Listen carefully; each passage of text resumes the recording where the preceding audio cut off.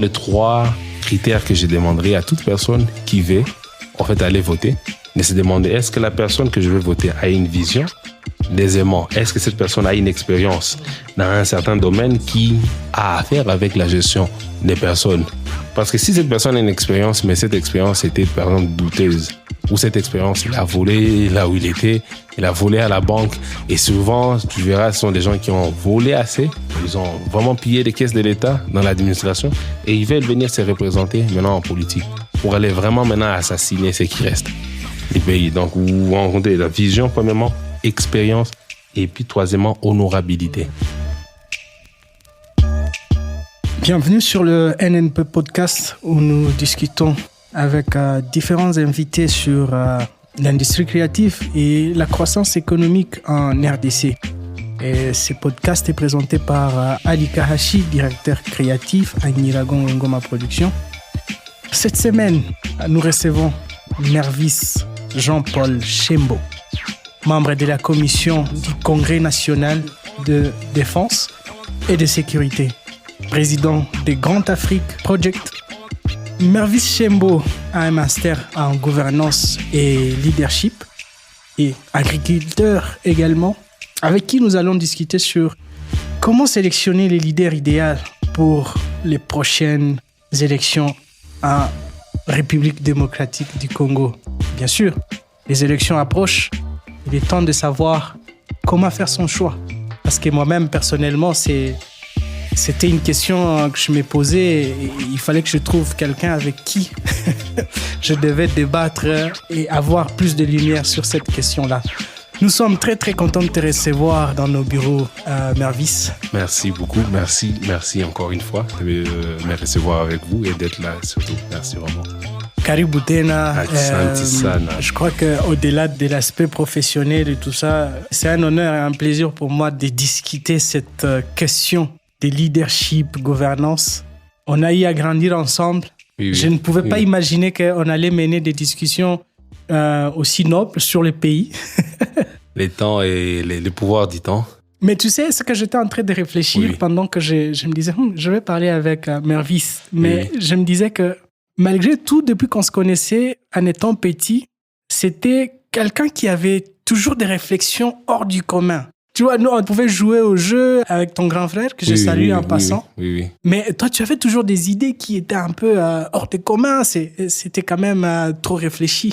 Kyrie, au fait, plus Kyrie, la curiosité. La curiosité a été toujours une des choses que, en étant petit, on nous défendait ça, mais avec le temps, on commence à comprendre que ça nous permettait, au fait, de franchir certaines réflexions et essayer d'aller encore un peu plus, la curiosité. Et je me souviens d'ailleurs, en passant, comme je disais autrefois, je suis venu un jour à l'école, on nous a demandé de dessiner. C'est ça, je n'oublierai jamais. On a demandé de dessiner, tout le monde a dessiné. Je me suis dit, non, grand Ali savait très bien dessiner. Je devais aller les chercher pour ça. Et je crois que j'avais eu plus de points que les autres. C'est vrai. Parce que quand on nous a demandé tous de rentrer à la maison, chercher, dessiner, chacun a fait de sa manière. Je me suis dit, non, moi, je ne sais pas dessiner. Mais je sais au moins quelqu'un qui sait bien le faire. Oui. Et je me suis dit, c'est son domaine, il faut aller le consulter. Je suis venu vous voir, je me souviens. Vous m'avez aidé à dessiner, vous m'avez montré comment faire. Je me souviens, vous avez pris même, c'était de la braise aussi, vous avez mis sur le papier. J'ai remis à l'école et j'ai fait des bons points. À cette époque-là, en tout cas, il fallait tout oser. J'aimais bien dessiner, mais malheureusement, ça n'a pas été la voie que je voulais suivre.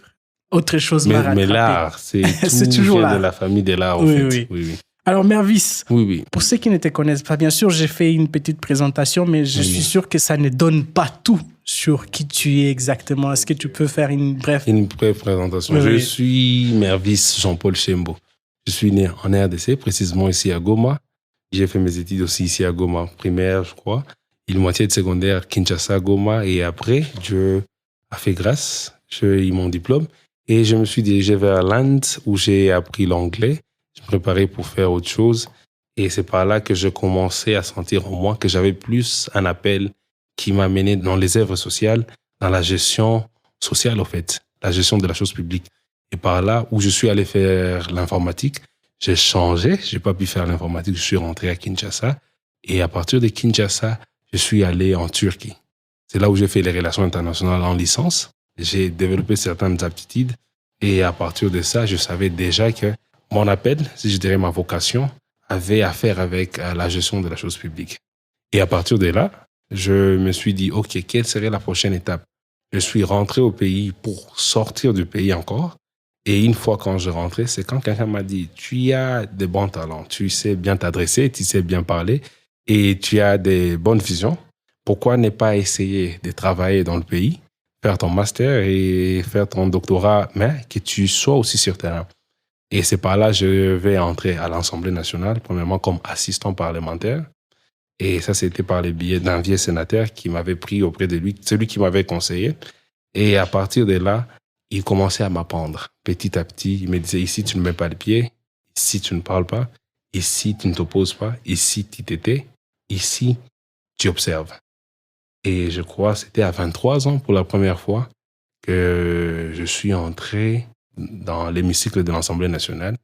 Et à partir de là, je me souviens, il m'a demandé de lire, en fait, la plupart des rapports qui lui étaient donnés, en fait.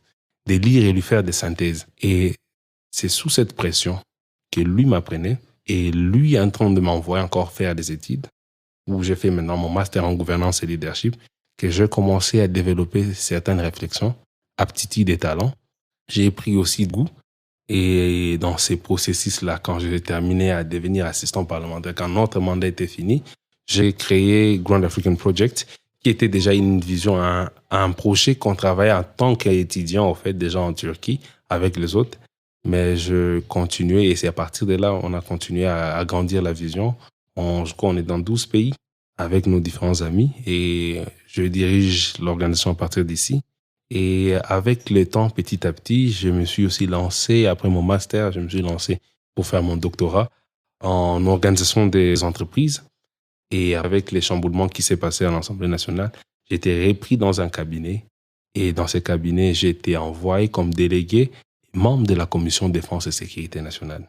Et c'est par là où je me suis retrouvé maintenant dans les bains de ce que je savais faire. Parce que je me souviens, en Turquie, on a eu aussi des formations paramilitaires, en fait, où on vous apprend vraiment un peu sur l'armée, la stratégie et tout, mais on ne vous donne pas des armes parce que vous êtes des étrangers.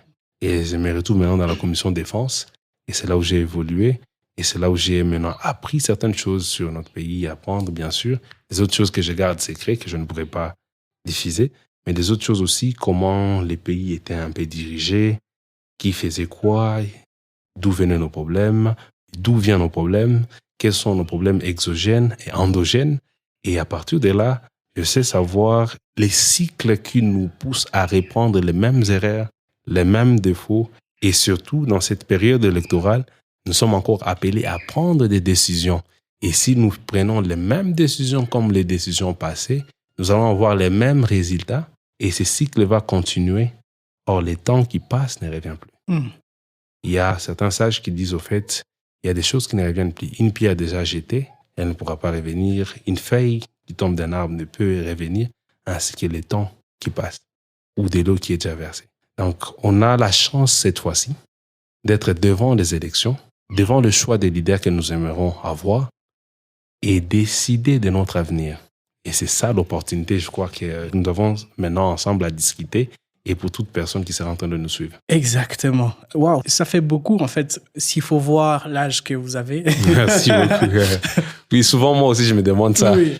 S'il faut voir l'âge que vous avez, est-ce qu'on peut dire que vous avez eu beaucoup de chance? Tu es quelqu'un de très intelligent depuis tout petit. Merci beaucoup. Entrer dans des sujets où les grandes personnes ne s'intéressent pas, mais toi tu as toujours cet intérêt depuis tout petit. Est-ce qu'on peut se dire que quand même tu as eu la chance? Oui, je dirais la chance, oui, certainement. Mais il y a aussi, au lieu d'appeler ça chance, j'appellerais ça préparation et opportunité. Les questions me préparaient. L'opportunité était le moment de retrouver les gens qui avaient des réponses à mes questions. Et à chaque fois que j'avais une connaissance qui répondait à ma curiosité, ça me permettait de monter maintenant encore un autre échelon.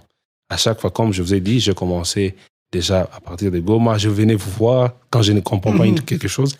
J'essaie de demander à quelqu'un d'autre de plus sage, plus intelligent. Et à partir de la connaissance qu'il me donne, j'essaie de construire encore au-dessus. Il y a un auteur qui dit, au fait, j'ai eu cette chance de voir très loin parce que je me suis mis sur les épaules des géants. Et quand tu es sur les épaules des géants, tu bénéficies déjà de leur connaissance, de leur vie et toi aussi, tu construis au-dessus de ce qu'ils ont fait. Et c'est là où la lecture intervient, les études interviennent. Et après, tout ce que tu étudies, tout ce que tu lis, tout ce que tu te renseignes, tu mets maintenant aussi un peu de toi et ça te permet de faire un pas. Ça, c'est vraiment génial. Je suis très content d'être encore vivant durant cette période. Je crois que le Congo est en train d'aller vers sa souveraineté, si je peux le dire. Oui. Voir la classe politique accepter des très jeunes comme toi, amener cette fraîcheur de réflexion. La seule question que je me pose, c'est est-ce qu'on vous écoute? Ça, c'est une très bonne question. Premièrement, je comprends avec le temps, ce que vous venez de dire là, c'est qu'il y a une transaction qui se passe actuellement. Il y a une génération qui est en train de partir, il y a une autre qui est en train de venir.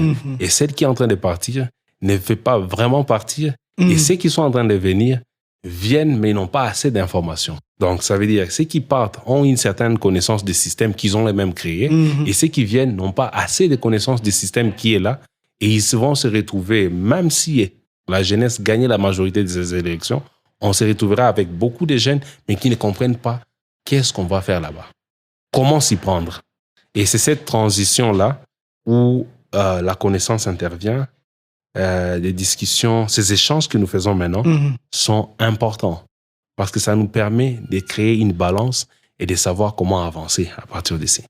Je crois que toi, tu as suffisamment d'informations. Je crois que on tenait vraiment à savoir, il est important de s'outiller, d'avoir suffisamment de connaissances pour se dire, oui. J'ai choisi intentionnellement cette personne. C'est très important. Parce que je sais exactement où je sais jauger les capacités qu'il a. D'ailleurs, si je peux ajouter sur ça, l'un des plus grands problèmes que nous avons, comme j'ai dit, les cycles qui se répètent, c'est que notre culture politique.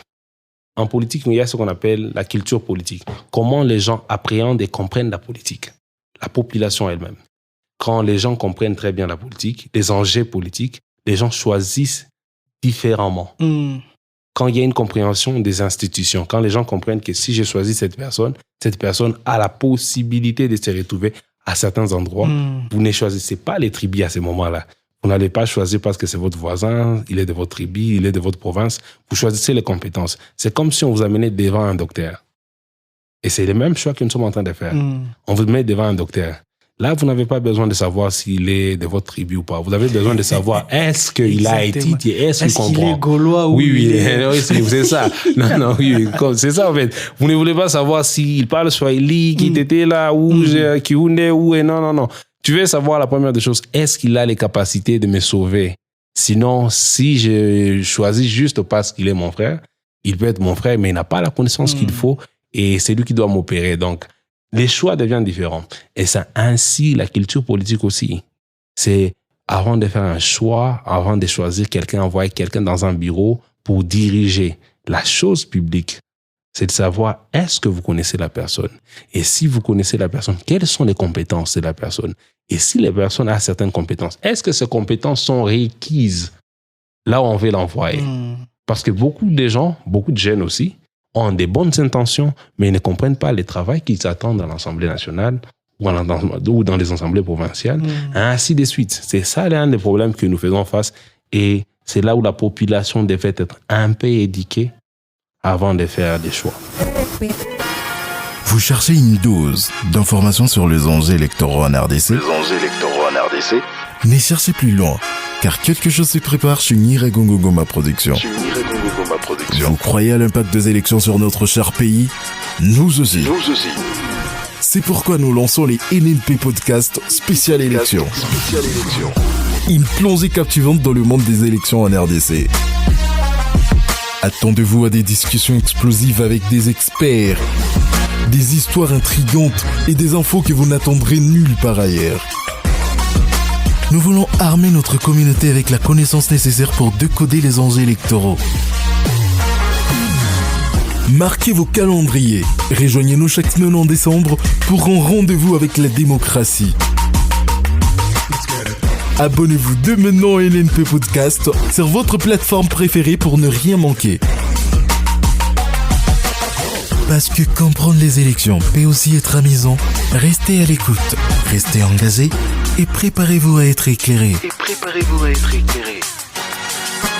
C'est les NNP Podcast spécial élections où la politique devient passionnante. sélectionner les leaders idéaux pour les prochaines élections en RDC. Oui. Explique-nous, Mervis, c'est quoi les qualités essentielles d'un leader politique efficace? Actuellement, je vais contextualiser avec notre pays. Si vous prenez les séquences de notre pays, on vient de la colonisation, dictature, un dictateur, un révolutionnaire qui vient après un dictateur, et après une personne qui nous amène dans la transition.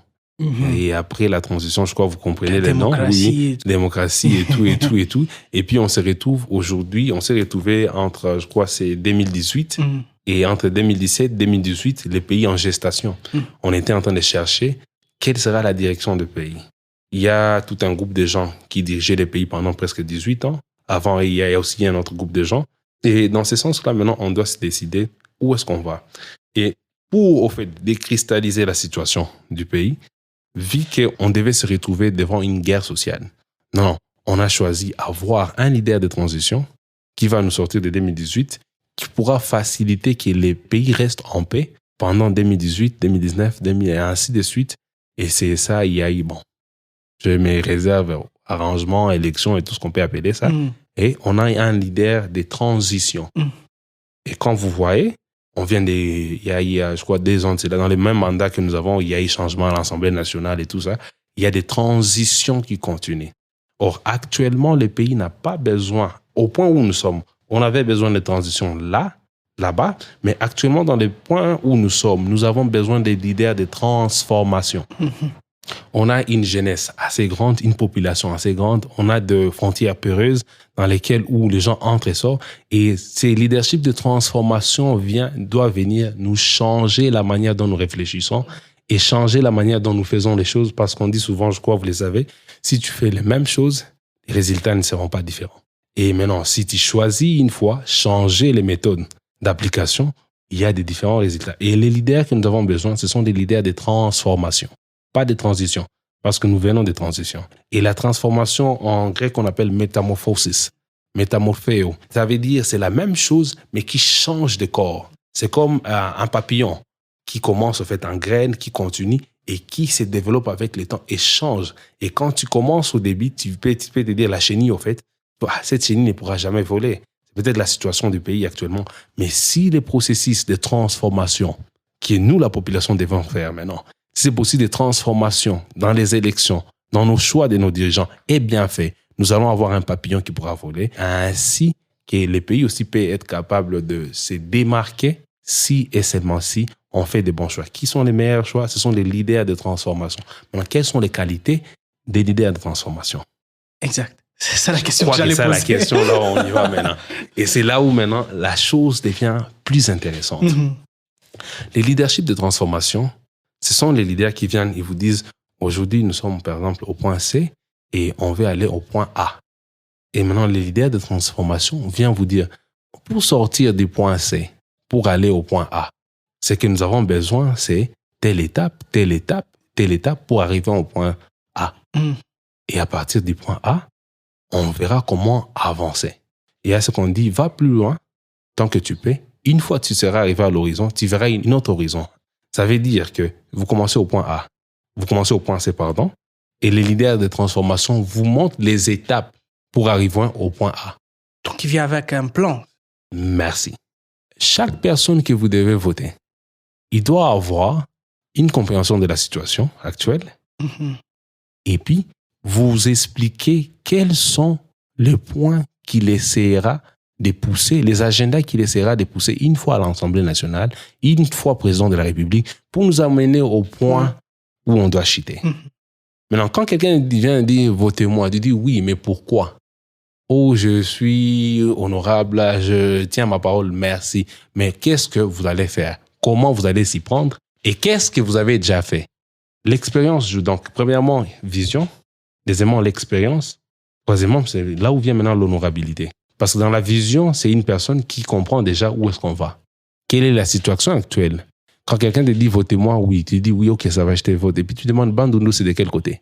Il s'est dit Bandundu, ou bien tu lui demandes Sakanya. Bon, je sais que tout le monde ne peut pas avoir tous les territoires dans la tête, mais tu essaies de demander à la personne, est-ce que la personne comprend nos plus grands problèmes actuellement? Oui, et si la personne peut répondre ça, maintenant, quelle est ta vision? Où est-ce que tu vas? Comment est-ce qu'on va t'accompagner? Pourquoi on doit te voter toi? Qu'est-ce qui te rend différent de toute autre personne ici, dans les quartiers en train de demander de voter? Quelle est ta vision? Les problèmes ici, sur cette étape, c'est que nous, les élections ici, chez nous, ont tendance à être un peu tribales, communautaires et consorts. Au lieu de voter une vision, on vote quelqu'un qui vient de notre village. Et vous vous souvenez de l'histoire des médecins que je vous ai dit. Et imaginez qu'il vient de votre village, c'est votre médecin qui vient de votre village, mais qui ne sait pas opérer et qui doit opérer l'œil et tout ça.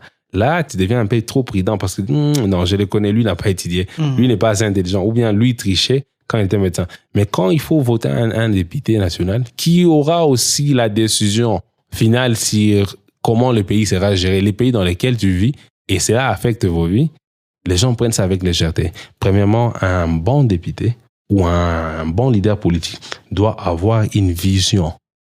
La vision est si importante. Et puis, il y a l'expérience. L'expérience, ça veut dire, tu vendais peut-être et tu te dis, bon, j'arrête de vendre, je vais devenir politicien parce que tu te dis, peut-être, il y a beaucoup d'argent. Parce que le problème avec beaucoup de gens, c'est qu'il n'y a pas d'emploi et c'est pourquoi beaucoup de gens se dirigent vers la politique. Ils ne comprennent pas qu'il y a question de vocation, il y a question de compréhension, en fait, de ce qui se passe. L'expérience n'est pas obligatoirement politique, mais ça doit être une expérience qui joue avec la gestion des personnes et de leurs biens. Tu peux être chef d'entreprise, tu as déjà dirigé une entreprise, ça veut dire que tu as une certaine connaissance. Comme Trump, par exemple. Bon exemple. Quand vous prenez une personne qui a déjà dirigé, qui a Trump Tower, vous avez tous les immeubles de Trump peut-être dans toutes les grandes villes du monde, et qui maintient cette organisation, ça facilite aux Américains de voter cette personne. C'est pourquoi il a été voté, parce qu'on s'est dit que s'il a arrangé sa maison, il pourra le faire pour nous. Si à la maison chez toi, d'ailleurs, ça me ramène, tu viens de donner un des bons exemples, il y a un homme, c'était un religieux qui priait, il demandait à Dieu, donne-moi le pouvoir de changer le monde. Et il priait pendant 5 ans, rien ne s'est passé. Il a dit, bon, peut-être le monde était un peu plus grand, laisse-moi descendre. Dieu, donne-moi le pouvoir de changer le Congo. Il a prié, Dieu ne donnait pas. Il a dit, bon, Congo, bon, j'ai un peu exagéré aussi. Bon, Dieu peut nous donner le Nord Kivu. Donne-moi le pouvoir de changer le Nord Kivu. Ça ne tenait pas. Oh Dieu, donne-moi le pouvoir de changer Goma. Ça ne tenait toujours pas. Et quand la personne se dit, bon, donne-moi le pouvoir de changer notre quartier, ça ne tenait pas. Il s'est dit, bon, peut-être Dieu ne répond pas aux prières. Puis un jour, il a dit, bon, Dieu, donne-moi le pouvoir au moins de me changer moi-même. C'est juste une histoire. C'est dans l'histoire où il s'est réveillé là, Dieu lui a dit, comme tu as commencé sur toi, tu as compris que ça a commencé par toi, le changement qui commencera par toi, c'est que tu vas refléter chez les autres. Et si une personne qui n'est pas capable de se gérer lui-même va essayer de gérer toute une nation ou toute une province ou représenter plus de milliers de personnes. C'est ça les défis que nous avons. La plupart des gens qui sont en train d'aller se représenter n'ont pas cette connaissance d'eux-mêmes, cette gestion d'eux-mêmes. C'est pourquoi on a des scandales, des sextapes et tout ce qui se passe actuellement. Parce que les leaders n'ont pas commencé par ça. Ça commence par la personne et après la personne, tu vas dans la société et ainsi tu as grandi. Donc, comme j'ai parlé de la vision, premièrement, deuxièmement, l'expérience. Dans l'expérience, ça veut dire que tu as déjà toi-même la capacité, au fait, de te gérer, la capacité de gérer d'autres personnes. Et maintenant, là, on se dit, ah, si il a fait ça, on peut facilement lui donner de gérer le pays parce qu'on a vu les résultats de ces expériences. Et puis, il y a l'honorabilité. Oui. Et l'honorabilité, ça veut dire ce que je dis, ce que je fais sont liés. Merci beaucoup. Ce qui veut dire que il est mot honorable, haiko titre. Haiko titre, hapana, ni tabia. Ni tabia. Ile honorabilité ni tabia. Juu, kama unasema jaa bongo kumwanzo, kisha bakupatie sasa uende sema bongo ku etage ya kabambi, utatupatia sivote haya. Utatupatisha haya. Na unaona problema ya mtu anakuwa kwa sema bongo ni nini? Sike mkichwa chake na wazamu mwenyewe kuna msikia ana akili. Ndio problema ya mbaya sema bongo. Parce que hata wewe unakudanganya, anawaza na tu sais qu'on a kudanganya, lui il croit en son mensonge. Il a dit niko naambia iko na ni croire. Kisha na yeye anawaza ke wewe cerveau yako haiko nawaza ke viko nasema ni bongo. Ndio nasikia wanaambia polisi hapo kuna haya. Hapana, haiko sema bana haya. Mkichwa wao anawaza viko nakudanganya uko na croire. Là, il faut kuangalia sasa les gens qu'on a voté, est-ce que walikuwa ba honorable, ba vrai honorable? Ça ndio très bonne question. N'avait tout à voter. Est-ce que ni va vrai honorable? Donc beba alikuwa voter kwanza, est-ce que ni va vrai honorable? Oui. N'avait tout à voter, est-ce que ni va vrai honorable? Oui. Mina tata poser, ma promesse tulipataka ngapi tuko nazo? Exactement. Question ya kwa njo honorabilité yote ile. Onda batengenezea barabara, ndafa hivi. Est-ce que c'est dans le mandat d'un député kujenga? Merci beaucoup. Barabara. Njo kwenye, njo nakwambia il y a vraiment la vision. Deuxièmement, on a parlé de l'expérience et on a aussi troisièmement l'honorabilité. Dans la vision, au fait, un député est là pour représenter toute une population, pour parler au nom de la population. De la population, oui. Oui. Formuler des plaidoyers au nom de la... Oui. Mais aussi, c'est ce que peut-être les députés ne disent pas aux gens, ou peut-être la plupart des gens ne savent pas, un député a le pouvoir de sanctionner les ministres. Il y a ce qu'on appelle motion de censure. Il y a des motions que les députés ont le pouvoir de mettre d'un côté et punir des ministres qui ne gèrent pas bien la caisse, qui ne gèrent pas bien la caisse, au fait, ou l'argent qui est, au fait, à leur disposition. Maintenant, c'est là où l'honorabilité joue. Parce qu'ils savent qu'on a ces pouvoirs-là. Les ministres savent que non, un député a ces pouvoirs-là de faire ça. Et il se dit, s'il a ces pouvoirs-là, pourquoi ne pas essayer de l'acheter un véhicule? Njo kwenye magari zinatembeleaka pale. Usha comprendre. Pourquoi Johnny salaire yake tu tunaweza acha chini. Tumpandishe salaire kwanza naye au moins unaona anaweza penda naye ende vacances Dubai. Kwanza population ishamsumbua sana. Mimi najua ke manakia mtafuta usubuhi kunyumba. Mais tukimtengea nyumba ya etage unaona hawatakia msumbua. Donc salaire inatoka mu 4000 inafika mu 8000 inatoka mu 21000 na bientôt ikiendelea itakuwa mu 30000 bientôt. Parce qu'actuellement, il y a aussi une somme qui a été ajoutée. C'est dire député, au moins c'était $5,000 balongezeaka ma vacances ça bon. Je crois on a dû un mariage, on a mtu alikufa ainsi de suite. Pourquoi tout ça? C'est parce que coucou il est côté, il y a en tant que député, quand on te dit quelle est ta vision, tu dois dire par exemple mie ni kutafuta tumalize vita. Uko député, ça veut dire kazi yako mapledoyer zako utakuwa unajifocaliser kwenye kusema nanda ya vita, utenda mcommission et inafuatilia vita.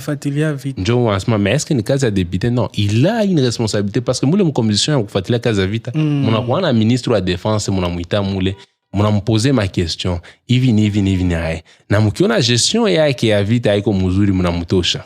Ça veut dire un député, ça n'a pas vision qui est hivi, ça veut dire anajua katenda mu telle commission. Maintenant la plupart des gens n'ont pas de vision, ils ne savent pas tout ça. Abi kwa tamu commission. Abajua tebe ma commission. Banajua tu ngupita ku député kisha kuli ndio batawambia kuna kwa commission, kuna kwa caucus, kuna kwa hii groupe na hivi. Na tunaweza shitia pamoja. Ba mingi abajua yule. Na kuna takwa bunga usharuka. Ushenjoven. Sana problème ingine. Na problème ingine ni ba mingi aussi abana caractère. La plupart des gens n'ont pas de caractère. Banalewa asali mbio. Donc aule atapo munalewa asali. Unafika siku kwanza kumule, unaona zoea, unaona ipiwa ni $600, $500, $400. Ule mpita député. Siku kwanza unafika unapitia au frais d'installation, unapitia $15,000. Unajua nini? $15,000 frais d'installation. Asali ya sana. Donc umelewa asali. Ili sa haupatikane tena. Unasema $15,000. Unazikonde kwanza bien. Unajirasa est-ce que papier wanaanza kweli? Kisha unapenda ujirasiri kwanza kweli, njoo unachaka kwanza ka 200 300. Unaenda nje kwanza, unikala njoo unanikala Kinshasa fasi. Unatoka kwa saa unasema acha niende pima kwanza kama ni mavre. Kani vrai billet, njoo unikala Kinshasa pale chini ya muti. Chini ya muti unalomba kupatie chupa skole, njoo wa deputy wa jeune wa chupa skole wanakunyaka vina. En fait, njoo maana ni kazi ya ba elite. Vraiment. Haiko kazi yenye upatie tu mtu wote mwenye jua anajirepresenter, non. Il y a un groupe de gens wanaita ba elite. Batu wenye ukisha muona unajua ke huyu haezi leo asali mbio. Sasa wewe ukisha leo frais d'installation, siku anakupatia palisade ya $66,000. Si ndio muuzisha ta village yetu yote sasa. Ndio unasikia mtu mnamuita abakamtenda kwa telefone. Ndio anaanza meskwa niveau. Les amis, na mimi nawaza ile question ya honorabilité ni question ya lazima sana. Parce que la plupart des fois, njo nasikiaga aseme makarti asema député wakamate tena ma téléphone ngizo kwa est-ce comment dans téléphone est-ce que je crois que l'honorabilité commence dans les quartiers. Est-ce que ces personnes que nous voyons dans les quartiers benye bali postuler, est-ce qu'ils sont au moins honorables? Est-ce qu'ils représentent au moins ces valeurs? Est-ce que ce sont des gens qui ont quand même eu des visions? Quand tu parles avec eux, quand tu discutes avec eux, quand tu interagis avec eux, est-ce qu'ils ont quand même fait preuve de vision quelque part. C'est ça. Que ce soit dans leur entreprise, que ce soit dans leur maison, que ce soit partout où ils passent. Est-ce que c'est des gens qui marchent avec vision? Et c'est ça. Comme tout le monde, on a dit, hey, nauli postulé. Ndio si wote tukumule. Si votre... Tunamuuliza sasa, unaenda fanya nini kula? Sema munivote tu. Tukuvote jua nini? Munivote tu. Tukuvote jua nini? Munivote tu. Ah là là, ça c'est vraiment... Utafanya nini? Oh, hapana. Ndawachumulia mai. Est-ce que tu comprends la portée de ce que tu demandes? Utatuchimbulia mai. Est-ce que vraiment Joe, tu es un député national? Est-ce que tu comprends la portée à baigner où on a ta fouta? Vous décidez sur l'avenir, les présents, et vous choisissez la définition de votre passé, de la République, et vous décidez sur les présents de plus de 80, 90 à 100 millions de personnes. Alors, c'est là que je reviens sur cette question de savoir, c'est quoi le rôle du leadership dans la stabilité et le développement de la RDC? Le rôle du leadership. Dans le mot leadership vient du mot leading. Leading, ça veut dire diriger. Et on dirige si et seulement si on est suivi. Et quand on dit le rôle du leadership, ça veut dire le rôle, c'est difficile de dissocier le leadership, diriger et une vision. Parce que quelqu'un qui vous dirige, ça veut dire il a une vision, il vous sort d'un point, comme j'ai dit encore, à un autre point. Et maintenant, le rôle du leadership dans la RDC, ce serait quelqu'un qui pourrait nous prendre à un point pour nous amener à un autre point. Et dans le leadership, il y a différents types de leadership. Donc, tu as parlé le Congo, on a besoin d'un leadership transformationnel. Oui. Et jusqu'à ce niveau, il y a eu des temps de cela, on avait que des leadership transitionnels. Oui. Je vais donner un exemple, on vient de Belge à Mobutu, c'est transition. Mobutu prend un peu de temps, il devient un peu autoritaire. Et puis Mouzé vient avec aussi l'idée de la transition. Et puis après, Mouzé, vous savez, 1+4 qui est encore la transition. Quand Kabila prend, on s'est dit la transformation va commencer. Et après un certain temps, on se retrouve aussi encore bouclé avec les glissements. Avec Tshisekedi qui vient, glissement. Et un autre président qui vient encore avec la transition. Donc, vous vous rendez compte que on va de transition en transition. On n'a pas eu le temps de se construire des fondements. Et ce qui est le besoin actuel, c'est la transformation. Et cette transformation commence avec un fondement. Et ces fondements, c'est quelle est la vision sur laquelle, c'est ça la fondation. La vision que nous avons, quelle est la vision du pays? Dans les prochains 30 ans, qu'est-ce qu'est notre vision? Prochains 20 ans, est-ce que nous avons même un programme de 5 ans? Je crois qu'on a un problème parce que jusque-là, je n'ai jamais vu de vraies visions. Oui, c'est ça. Quelle est la vision du pays pendant les prochains 20 ans? Qu'est-ce que nous planifions, nous, les pays? Nous, en tant que toute une population, une nation, et quelle est notre vision pendant les prochains 20 ans? Pour la population, là, c'est d'abord compliqué parce qu'on vit autour du jour. Imagine. Difficile de penser 30 ans de pays. C'est pourquoi il est tôt du jour inatumiza sana parce que si mtu anakuya anataka kupatia vision yenye itakuwa plus ya 10 ans, 20 ans, anamwambia tuende faire marche. Unajambia tu fais marche leo. Ndakula nini? Bon, leo mnda signé. Kisha tukifanya na marche kesho habita kutamu na ile nikakile za mbaya anacheza mbaya ile oui mais parce que na mtu mwenye kuna njala ana ile wakati ya kuwaza mbali.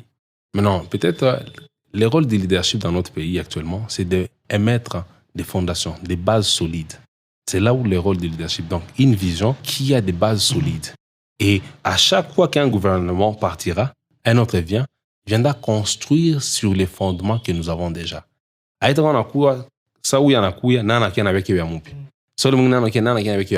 Donc, à tout dans fondement, si on avait... C'est ça même l'État. L'État, c'est la continuité. Oui, mais je me rappelle, en fait, avant ces conflits entre le Congo et le Rwanda, je pense que le président Kagame était venu avec sa vision 2020. On se posait la question de savoir c'était quoi cette vision 2020. Vision 2020, tu vois. Et au fur et à mesure qu'on avançait, on traversait à Gisenyi, tu sens que les changements. En tout cas, les choses changent.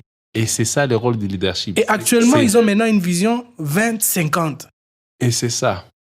C'est parce que vous devez commencer par 1. Vous vous dites, après 1, on va prendre 2. Après 2, vous allez sur 5. 5, 10, 10, 15, et puis 20, 25.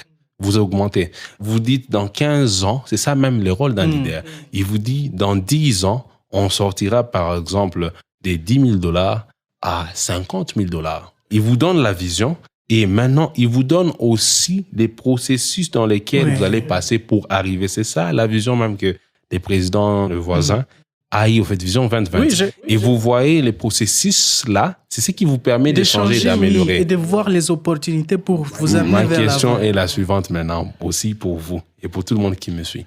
Qui a la vision d'un de nos leaders ici? Qui peut nous expliquer la vision d'un de nos leaders des 5 ans? C'est ça la grande question. Si celui qui a cette réponse pourra nous aider, je serais vraiment content de voir cette personne, de partager, l'amener au restaurant, de me donner la vision des 5 ans d'un de nos leaders qui est en train de diriger ou qui nous a déjà dirigé. Et il t'explique, la vision était ceci. Voilà. Vous vous souvenez, on a une période de 5 chantiers. Oui. Je ne sais pas si on avait fait des chantiers seulement ou les autres chantiers ont été volés. On peut parler d'une vision, mais le projet de 145 territoires, 145 territoires. C'est une vision, c'est un projet. Bon. Et là, ils ont appelé ça projet. Okay. Donc, la différence entre un projet et une vision, c'est qu'une vision, un projet peut contenir dans une vision. Mais il y a plusieurs autres. C'est quoi la vision? C'est quoi what is the bigger picture? The big picture. The bigger picture, en fait, la grande, c'est de reconstruire, parce que j'ai vu ça dans certains autres villages où je suis passé, c'est de reconstruire, en fait, certains bâtiments qui étaient déjà vieux et aussi créer des autres écoles pour permettre, au fait, qu'il y ait au moins un sous-basement, qu'il y ait quelque chose qui permettra à la population rurale d'avoir peut-être accès à l'éducation. Mais maintenant, comparativement à la démographie de notre population, il est insignifiant. Je crois que nous avons besoin d'une très grande vision. Vraiment, c'est bien les initiatives qu'il y a. Il faut commencer quelque part. Oui. Je pense qu'au stade où nous sommes, les pouvoirs en place devaient déjà nous donner une vision sur peut-être 20 ans. Les prochains 20 ans, les prochains 10 ans. Comme ça nous motive à se dire, bon voilà, on nous a présenté une vision. Ça. Et tu sais, j'ai téléchargé la vision 2050 que le Rwanda Development Board a publié. Oui. Mais c'est juste incroyable. Tu vis et tu sais que, bon, voilà là où nous allons. Oui, et tu sais ce qui est étonnant dans leur vision? Ils ont des targets. C'est-à-dire, dans chaque année, il y a des targets, des choses qui doivent être accomplies. Et à chaque fois qu'ils arrivent à la fin de 6 mois, ils évaluent. On a fait quoi? On est arrivé à quel niveau? Où est-ce qu'on a échoué? Et comment on avance? Nous, maintenant, quand on se fait des promesses parce qu'on n'a pas de vision claire. On n'a pas de vision claire, des objectifs aussi. Et s'il y a une vision, c'est peut-être un groupe de gens qui connaissent ça parce que nous, on y connaît. Je ne peux pas te dire qu'il y a un projet de gouvernement que parfois, quand vous rentrez en assemblée, le Premier ministre vient publier et vous dit ça, c'est qu'ils vont faire et tout ça. Et quand tu vois les projets de gouvernement qui étaient donnés, et quand tu vois le programme 145, c'est un autre projet qui est venu changer l'ancien projet et il n'y a pas cette continuité. En anglais, on appelle ça Sustainable Development. Un plan qui est continuel et soutenu. On change des plans selon, en fait, les personnes qui viennent et cela ne nous permet pas. Mais le plan doit soutenir la vision. Le plan soutient la vision, voilà. C'est ça. Oui, mais maintenant, s'il n'y a pas de vision... C'est difficile d'avoir un plan. Et c'est ça. Et c'est pourquoi il y a des projets. Mais il n'y a pas de plan et de vision. Parce qu'un projet est minime et un projet est à exécuter. Voilà. Une vision a une longue longévité, voilà. Au fait, oui. Et c'est ça, au fait, ce sont ces petites choses qui... En tout cas, on doit être très, très attentif. On doit bien voir. Et aussi, bien sûr, il y a ce qui se passe. On ne peut pas ignorer ça. Bien sûr, on est agressé par le Rwanda, mais il est très important aussi de voir comment eux, ils sont en train d'évoluer. Parce que c'est une leçon que nous ne devons pas se dire qu'on ne va pas voir parce que le Rwanda nous agresse et tout ça. Je voulais pointer quelque chose. Imaginez que quand on était enfant, moi, et que vous venez chez nous en train de pleurer que moi, je vous ai tapé. Est-ce que cela aurait... Vous trouvez... Je ne sais pas combien... je vais vous donner un exemple. C'est comme si quelqu'un arrivait chez Mike Tyson, on prend Mike Tyson, les grands boxeurs et tout ce qu'il est, et on le retrouve par terre en train de pleurer. On lui demande, Mike Tyson, qu'est-ce qui s'est passé? Non, Mervis m'a ravi ma chaussure. Ou Mervis a pris mon pantalon.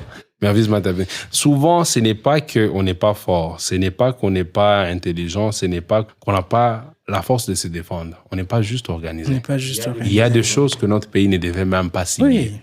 Et il y a des choses, normalement, notre pays n'est pas supposé seulement être un pays qui nous gère nous-mêmes. Le leadership de notre pays est supposé, au fait, projeter son pouvoir dans toute la région. Dans toute la région, voire même l'Afrique. Oui, ça veut dire que quand il y a des problèmes dans des autres pays, on devait envoyer notre armée aller aider dans des autres pays. En tout cas, avec... C'est ça le rôle de notre pays. Vu la position géostratégique et politique de notre pays, les centres, la position que nous occupons, nous ne sommes pas supposés rester un pays qui s'enclave, qui se contourne sur lui-même. Celui qui doit nous diriger est supposé avoir l'influence dans la région et dans l'Afrique. Parce que, à part de l'uranium et tout ce que nous avons accès aussi à l'océan, mais aussi on est la démographie que nous avons, la population que nous avons, le nombre de jeunes que nous avons et les ressources que la nature nous a données. On n'est pas supposé seulement se limiter chez nous. On est supposé projeter notre pouvoir. C'est ce que les États-Unis font, la Russie et les autres. C'est ce que nous sommes supposés faire en Afrique. Alors, si je peux juste ajouter, quand vous prenez l'Algérie, parce que je crois après l'Algérie, c'est nous maintenant en grandeur, en fait, en Afrique. Quand vous prenez l'Algérie, ils ont des déserts presque, il y a des climats qui n'est pas si favorables, l'air sol n'est pas si favorable que nous. Mais nous, on a un grand pays, on a les sous-sols, on a les sols et on a aussi la population. Si on organise seulement ce que nous avons là, les trois choses, s'ils sont bien organisées, on est une puissance redoutable. Moi, j'ai toujours dit que la première richesse que nous avons, c'est le peuple.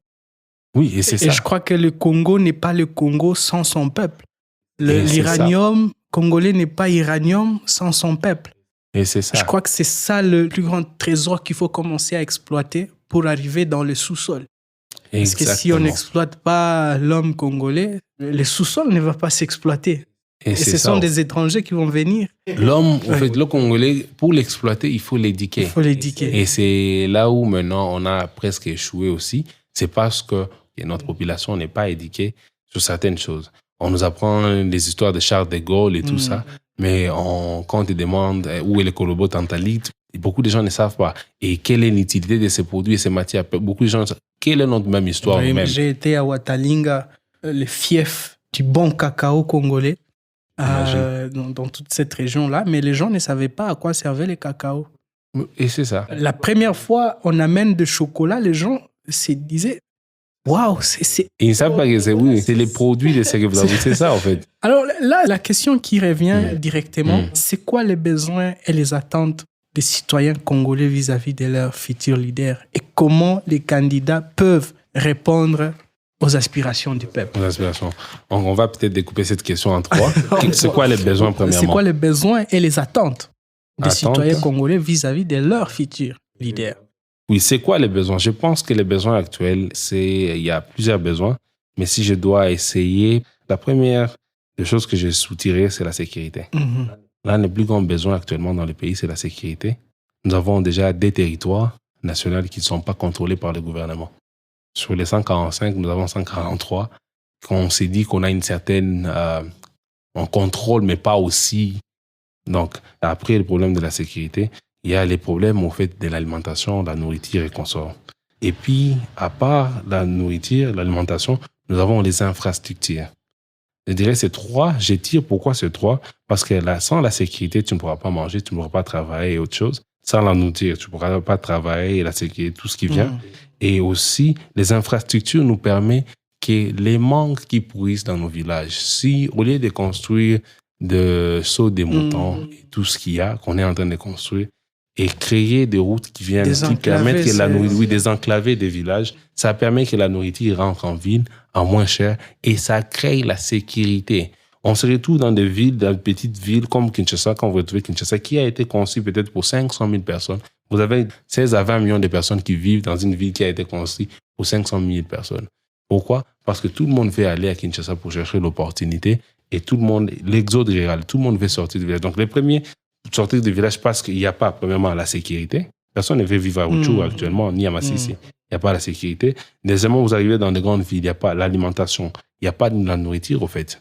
Et troisièmement, les infrastructures qui nous permettent. Imaginez, on a actuellement, je pense, 1 ou 2 avions qui sont en train de voler sur le plan commercial pour une population de 100 millions de personnes. Je crois que c'est le plus grand besoin. Celui qui pourra remettre la sécurité. Ça veut dire terminer cette guerre qui vient de faire 22 ans. Quelqu'un qui a un plan pour terminer ça, équiper, la population sera en train d'acclamer pour cette personne. Deuxièmement, l'alimentation, celui qui va faire en sorte que les prix de la nourriture soient abordables, que chacun peut y rentrer à la maison et se rassurer que ses enfants vont avoir à manger parce qu'on a une bonne production de la nourriture. Et troisièmement, s'il y a des infrastructures, ça va nous faciliter. Je ne sais pas si tu te souviens, la route qui nous sortait, je crois, ici à Goma jusqu'à Butembo, avant, quand il n'y avait pas de béton, elle était sablonneuse, vous pouvez prendre plus de temps. Mais aujourd'hui, comme il y a déjà de béton, comme il y a de macadam, vous avez cette facilité d'y arriver. Mais maintenant aussi, vous ne pouvez pas arriver à autre chose actuellement parce que là, c'est qui irrité. Donc, c'est là déjà, c'est un des besoins. Quelles sont les attentes? Les attentes de la population restent les mêmes. C'est les changements, la transformation. Les gens ne veulent pas vivre les mêmes choses qu'ils ont vécues les dernières 5 années. Chaque leader qui doit venir avec une idée de transformation. Les idées de transition, stagnation et tout ça, les jeux politiques, la population n'a pas besoin de ça. La population a actuellement besoin d'un changement. Et si ce changement-là n'est pas donné à cette population, il y aura des réactions. Premièrement, soit il y aura toujours des troubles qui vont continuer et des rébellions qui vont continuer à grandir parce que ces rébellions grandissent quand les gens n'arrivent pas au fait à trouver ce qu'ils veulent. Et deuxièmement, ce sera les gens vont s'habituer et ça sera malheureusement des gens ils s'habituent, ils se disent bon, c'est la manière dont nous sommes. Donc je crois que c'est à ça que le candidat doit répondre et je crois qu'ils doivent avoir aussi un plan qui démontre concrètement comment ils vont Vous avez parlé de Vision 2020. Oui. C'est un plan où on vous montre, on va sortir de A à B et à C. Et on va sortir de A à B à C. Et comment est-ce qu'on va s'y amener? On va passer par ici, on va faire ceci et ceci et on va arriver ici. Et si quelqu'un ne peut pas vous expliquer ça, il vous dit votez-moi parce que je suis de telle tribu, parce que je fais ceci, parce que j'ai acheté une voiture, ou j'ai fait... Non. Ou je vous ai donné un t-shirt, malheureusement. Vous écoutez le NNP Podcast. Il y a aussi cette question importante de l'éthique et de l'intégrité chez les leaders politiques. Comment on peut évaluer ces caractères chez les candidats que nous avons actuellement? C'est là où on revient encore à l'honorabilité. Vous avez parlé d'une bonne chose, l'éthique. Il y a des principes qui permettent de savoir si une personne est au fait honorable, même dans les temps honorables. Il y a la rédévance. Dans la rédévance, vous avez l'idée on vous a légué quelque chose que vous devez utiliser. Et après l'usage de cette chose, vous devez expliquer ce que vous avez fait avec ce qu'on vous a donné. Ma question est la suivante. Est-ce que les leaders qu'on a donnés les 5 ans, qui ont été votés la fois passée, est-ce qu'ils ont quelque chose à venir expliquer à la population avec ce qu'on leur a donné? Exactement. Il n'y a pas. Et quel est le bilan qu'ils vont présenter? C'est par là maintenant, la personne, on sait savoir cette personne est honorable ou cette personne a d'éthique parce qu'elle sait tenir à sa parole, la personne. Oui. Et l'éthique, c'est une forme de la moralité un peu avancée. Maintenant, pour qu'on dise qu'un leader a certaines éthiques qui sont bons à suivre et qu'on sort, c'est que vous devez vous assurer que ce qu'il avait dit, est-ce qu'il avait fait ça? Et s'il avait fait ça, à quelle hauteur il avait fait ça? Et là, on parle de l'intégrité. Est-ce qu'il a été intègre? Est-ce qu'il a été intègre? Quand le candidat vous donne sa vision, vous vous demandez la question, usha ifanya? Wala wapi ndio ulifanya hiyo kwa natatuambia. Juu usikie tupimia kwa na sisi tusikie kwa vitu viko natupimia kwa na wewe.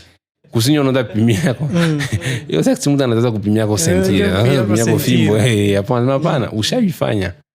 Hapana mimi hapana. Nakumbuka siku moja hivi, ça c'est en passant, on était petit, on est allé au lac, tuenda nawa, tukona ku lac, kisha tunakutana na soda, anatuambia anataka fika fasi ya kusote juu ashuke mai. Ndio tunamwambia au fait hapana, hapa hakuna shimu, tu peux pas sauter, plonger par ici, kuko mai buchini. Ambia batutumikale pale ranzo tumia mulinga bino bofanda si tunawa periode ya nani ya Mobutu si tunawa kana shida Nyagara kasi tunya tuexpliquer combien de fois chana mashite za ngufu tamia mzee ndio merci mais pale kwa tafuta ruka kwa maibu chini atumsha ke yalienda kuvita atumsha ke yasha na mashite hiyo sasa kwa mbushira Fleuve Congo yenyewe alikuwa anabaruka kambia okay sawa. Sasa alirukaka akapiga mgongo chini. Sasa kuna lamuka maiwe ngishaingia mgongo. Tukaanza cheka. Akamata lisasi akaanza tukimbiza. Na tuko batoto. Ça, je sais que si une personne n'a pas d'expérience et il vous a donné sa vision, demandez-lui qu'est-ce que tu as déjà fait. Des relatives au moins. Parce que la CENI demande ça déjà sur le CV. Les gens mentent.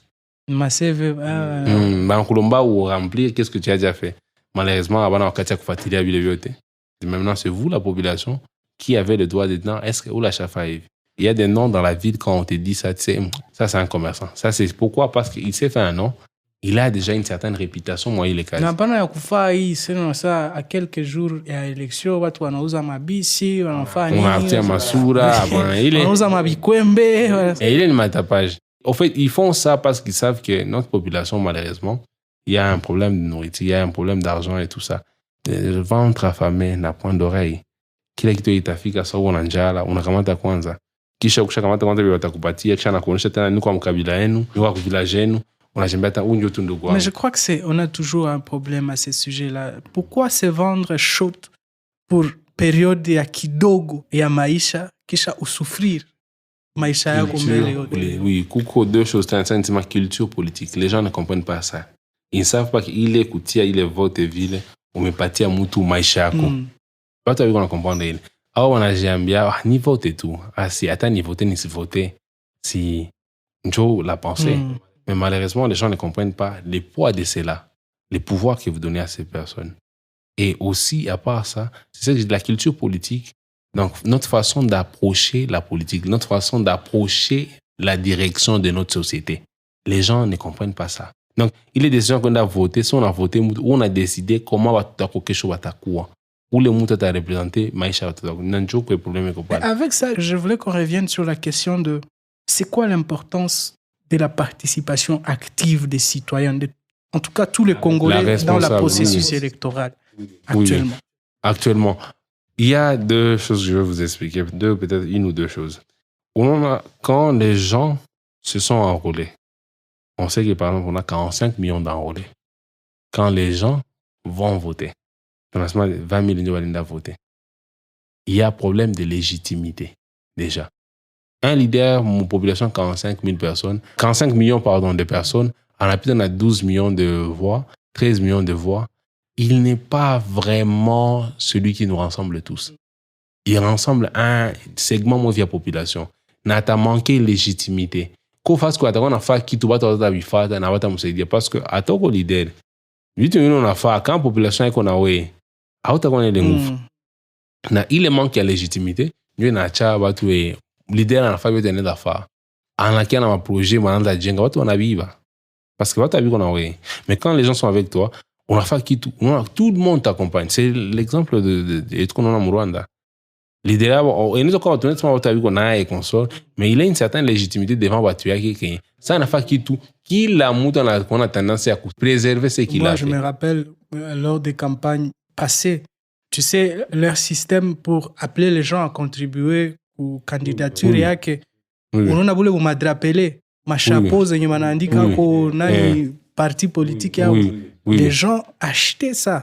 Ce n'est pas des choses que ils viennent ça la légitimité gratuitement. Oui, c'est ça la légitimité. Les gens veulent t'accompagner parce qu'ils te connaissent. Oui, achète fanya unja jengele bala ile bala pas ni ule et on a ça tout quoi ni ule. Donc, les gens veulent que tu rentres là-bas parce que tu peux. Comme des villes à Kikanda, à Goma, ma route qui ont été construites comme ça. Il est venu, il n'était ni originaire d'ici, il était du Bas-Congo. Il a été élu député ici. Pourquoi? Parce que Bialwa Shafa Zamani déjà, et quand il a postulé, il a été le meilleur élu député. Moi, les périodes. Ah bon. Pourquoi? Parce que c'est ce qu'il avait déjà fait. Il y a question de légitimité. Un président, quand il est élu avec peu de voix, pas peut-être pas la moitié de sa population, il manque de légitimité. N'habitude à avoir la population qui n'est pas en gaïque, avec combien de nouveaux votes. On a monté par les fils, ainsi de suite. Et quand il manque de légitimité, vous ne pouvez pas avancer. La crise de légitimité. Et le rôle de citoyen maintenant, c'est de se rassurer que ce processus électoral est sans tâche. Et quand il y a des tâches, il faut décrier et il faut stopper. Sinon, on va répéter les mêmes choses. C'est comme j'ai dit encore auparavant, les mêmes causes produisent les mêmes effets, les mêmes résultats. S'il n'y a pas de changement dans la préparation, il n'y aura pas de changement dans les résultats. Et c'est le moment de suivre de près chaque étape. Est-ce que c'est bien fait? Qui a fait quoi? Qui a gagné combien de voix? Et ainsi de suite. Et c'est là le rôle des citoyens. Tu sais, Mervis, on a un grand problème parce que même le citoyen lui-même, il a perdu confiance en soi. Question de se dire, est-ce que ma voix compte réellement? Est-ce que si j'y vais, je vais quand même changer quelque chose? Les gens ont perdu ça. Oui, ça, vous avez raison. Parce que la répétition des fraudes fait en sorte que mais il y a un proverbe chinois qui dit ceci. En fait, je crois que c'est un proverbe, je vais essayer de dire ça en français, expliquer. La population est comme une rivière et le gouvernement est comme un bateau. Quand la rivière se décide de faire tomber le bateau, c'est fini. Et quand la rivière laisse que le bateau coule, c'est le choix de la rivière. C'est la population qui décide. On laisse ces gens ou on les change. Les jours que la population en aura marre de se plaindre et se dire assez, c'est assez, tu verras un changement. Et tant qu'il y a encore la complaisance, tant qu'il y a, on est là, bon, peut-être qu'on soit. Je crois d'ailleurs même le problème n'est pas nos leaders. Parce qu'ils émanent de la population. La population reçoit les types de leaders qu'ils méritent. Tu ne peux pas prendre certains de nos margoulins ici et les amener à les diriger en France ou aux États-Unis. Ils ne pourront pas. Oui. Parce que leur façon d'être ne pourra pas leur créer cet endroit. On dit d'ailleurs souvent, des bonnes personnes dans de mauvais endroits, ils ont du mal à survivre. Ainsi que des mauvaises personnes dans les bons endroits, ils ont du mal à s'adapter. Il va se sentir comme si vous les discriminez et qu'on soit, mon fait qui tu es tout à chaque soirée, puis on va ça, mon adam, tu vas faire ça, on a tout à prendre. Je ne sais pas si on vous a déjà dit que si on prend la population, par exemple, d'un pays africain, on les amène en Europe, on prend cette population européenne, on l'amène ici. Les estimations disent qu'après 10 ans, où les Outaoucha Tchafouka, qu'est-ce qui se passe? Les Africains. C'est dans la tête des gens. Et Nanjoko et Tungele, ça, si on a jamais bien, oh bon, c'est à tout le monde à voter, ville la ville. Et donc, ça veut dire, si tu ne veux pas prendre tes responsabilités, ne te plains pas des conséquences. C'est ce que je me dis aussi. De toutes les façons, c'est pas parce que bon, voilà, le système est tel qu'il est qu'il faut renoncer à ses droits. Ou obligatoirement, c'est ça, en fait. À ses devoirs. Et c'est ça, en fait. Je crois que c'est un devoir légitime. C'est un devoir. Et d'ailleurs, dans les autres pays, j'étais étudiant, je me souviens, mes amis étudiants qui étaient turcs, ça, où il y a qu'on a voté, à où on a voté, ben, on a coupé amende. Et quoi, amende, il y a $1000, il quoi faire, à $35, à $40. Et on t'a dit pas mon caisse à l'état du qu'on a voté. Quand on a dérogation à ma goncho, voilà, il y a déplacement. On t'a dit pas caisse à l'état. Ah, bah, on a voté, on a voté. Il n'y a pas un fouet derrière ça. On a coupé ta carte, non, c'était un problème. Je crois que na carte tena une soresha zimika ici. Il faut juste là il faut y mener à moto. Je ne sais pas, ça ce sont des spéculations. Ça, non, ça c'est quelque chose que j'ai vu. Pour tout le monde. Quand c'est chez Zimika qu'on était mené à moto, il y a un soda qu'on a retenu dans le canne. Bon, ça j'ai vécu, donc je m'abstiens à plus de détails. Je crois que c'est la participation de tous les citoyens. Tout celui qui s'est fait enrôler, c'est quand même important. C'est ça, c'est quand même important d'aller voter. Parce que quand tu ne votes pas, tu ne permets pas au président ou les gens que vous allez voter d'avoir une certaine légitimité. Et c'est pourquoi à la fin, tu vas m'envoyer à Koubaï, va m'envoyer à Mkwenda voter. Sur 45 millions de personnes, 17 millions, 18 millions, Mkwenda voter. C'est la moitié de la moitié. Parce que ces 45 millions, ce sont seulement les gens qui se sont enrôlés. Ce n'est pas toute la population, parce que la population est une bateau, mais non, seulement 45, chez Tina 45, il y en a 18 millions. Donc, il y a un certain groupe de gens, donc ça fait que le président a du mal à diriger un pays parce qu'il ne peut pas diriger. Mais à chaque fois que j'ai 50%, ça lui permet de savoir que j'ai au moins 50% des gens derrière moi. Alors, je crois que s'il faut donner des conseils, la jeunesse, c'est déjà plus de 60% de la population congolaise. Et on est tous jeunes, mais bien sûr, toi, tu as eu un parcours qui te met à mouiller l'environnement politique. Bien sûr, ce sont des choses que tu as étudiées, tu comprends au moins ces rouages. C'est quoi le conseil que tu peux... Je soulignerai peut-être 2-3 mots. Résistant. Résistant. Ça veut dire? Donc, ça veut dire à la tentation, premièrement, de nous vendre moins cher. Résistant à la tentation de vendre notre avenir, notre pays très moins cher. Résistant. On doit avoir une certaine résistance. Et deuxièmement, l'interdépendance. Ça veut dire je ne connais pas tout. J'ai besoin d'aide. Je peux avoir cette connaissance, mais vous avez une manière de véhiculer la connaissance que j'ai. Et c'est cette interdépendance. Je ne pense pas que la jeunesse est l'avenir. Je pense que la jeunesse, c'est le présent. Et si on est le président, résistons, c'est notre pays. Personne de l'extérieur ne viendra changer ce pays. Ces rêves-là qui est tout le monde à toquer face à Guinée, quelqu'un d'autre viendra de quelque part pour venir changer notre pays, ça n'arrivera pas. Ça n'arrivera pas. Résistons, construisons notre pays. Prenons les choses en main. Battons-nous. Nous sommes capables de les faire. Si les autres l'ont fait, nous sommes capables de les faire. Résistons. Résistons à la tentation de lâcher prise, de lâcher notre pays, sombrer dans le chaos. Ça, c'est mon message à la jeunesse, c'est résistons. La jeunesse n'est pas l'avenir. Nous sommes le présent et prenons notre pays en main. Changeons de choses. C'est maintenant ou jamais. Si pas nous, qui? Et si pas maintenant, quand? Résistons. Tel est mon message. Exactement. En tout cas, merci beaucoup, Mervis, d'être passé et de mener cette discussion où tu échanges ton expérience avec notre audience, notre communauté sur nos plateformes Nyiragongo Ngoma Production.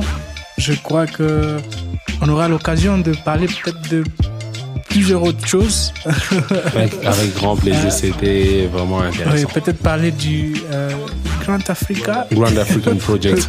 Oui, l'ONG que nous dirigeons, oui. Grand African Project. C'est les jours qu'on aura le temps. Si vous aurez le temps, moi, je serai disponible. D'accord. Nous sommes très, très ravis de vous avoir reçu dans notre studio. C'était le NNP Podcast où nous discutons avec différents invités sur l'industrie créative et la croissance économique en RDC. Quand on voit la croissance économique, la politique, les élections fait partie. Donc on ne peut pas croître économiquement si on ne sait pas choisir les dirigeants qui vont nous amener vers cette croissance-là. Donc retrouvez un nouvel épisode chaque semaine sur le compte YouTube, iTunes de Nyiragongo Ngoma Production. Aimez, partagez, téléchargez. Surtout, n'oubliez pas de vous abonner sur nos pages. Transmettez, partagez à tout le monde que vous pensez peut aimer ou a droit à avoir ces informations-là.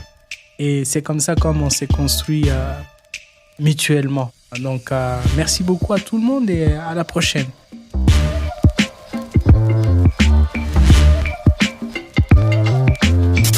Le goût d'immédiat, le son de qualité et les belles images qui nous émerveillent. Nyiragongo Ngoma Production. Une production audiovisuelle qui parle de vous comme dans vos rêves. Nyiragongo Ngoma Production. Joignez-nous pour vos productions audiovisuelles et de qualité.